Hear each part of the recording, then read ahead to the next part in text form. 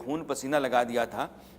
और दिन रात एक कर दिया था। लोगों ने भरोसा अपना दिया और ये जो 10,000 से ज़्यादा वोट की जीत है, ये जीत बताती है कि बीजेपी, शक्ति रानी शर्मा, कार्तिकेय शर्मा, इन सबों ने मिल करके जिस तरीके से लगातार काम किया, एक बड़ी टीम वहाँ ज़मीन पर लगातार जमी रही और मकसद सिर्फ यही था कि लोगों के बीच में यह भरोसा पैदा कर दिया जाए कि हमारे आने के बाद से यह एक परिवार बनेगा और इस परिवार की जो माली हालत है और बाकी जितनी भी स्थितियाँ हैं वो सब बेहतर हो जाएंगी और हमारा आपका रिश्ता जो है ना हमेशा मुझे हमेशा के लिए उम्मीद बन है कि जाएगा। कौन नहीं वहां पहुंचा था। उत्तर प्रदेश के मुख्यमंत्री योगी आदित्यनाथ हैं, असम के हेमंता बिस्वा शर्मा, विप्लव दासगुप्ता वहां पर पहुंचे, एक एक बड़ा बीजेपी का नेता पहचान, वो सब वहां पर इस विधानसभा सीट पर पहुंचे भी। मैं राजीव जब था, चूंकि वहाँ पूर्वांचल के लोगों की तादाद भी ठीक ठाक है, 5-7 हज़ार वोट है और मनोज तिवारी वहाँ गए। मनोज तिवारी ने 3-4 सभाएं की और जहाँ जहाँ भी गए वहाँ वो ठीक ठाक लोग जो पूर्वांचल के थे वो भी जमा हुए थे। तो पूर्वांचल के लोगों को जोड़ पाने के लिए और बाकी जो हरियाणा के लोग हैं उनको जोड़ पाने के लिए जितने भी ज़रूरी नेता थे उतरे ज़रूर, लेकिन ज़मीन पर जो कार्तिक शर्मा और बीजेपी के बाकी लोगों ने शक्ति रानी शर्मा के साथ काम किया वो बहुत मतलब का था। और ये जो नतीजा है, ये मान कर चलिए कि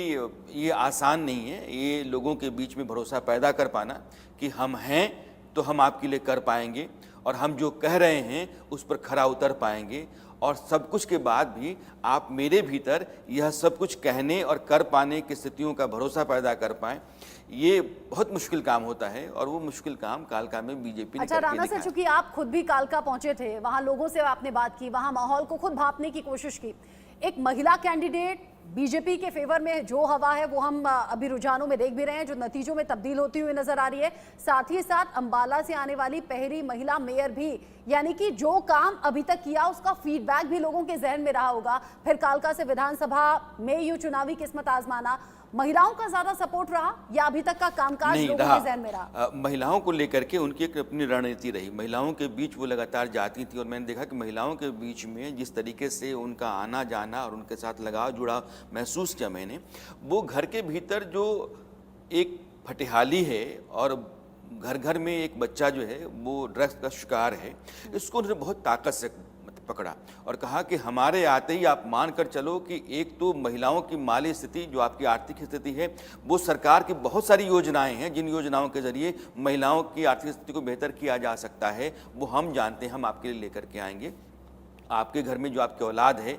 जो ड्रग्स का शिकार है, अगर ऐसा है तो हम आपको इससे मुक्त कराएंगे, आपकी औलाद को हम वापस आपको देंगे। और ये एक जज्बाती मामला था और इस मामले को उन्होंने बहुत कायदे से, करीने से पकड़ा और घर घर में अपनी एक अलग जगह बनाई।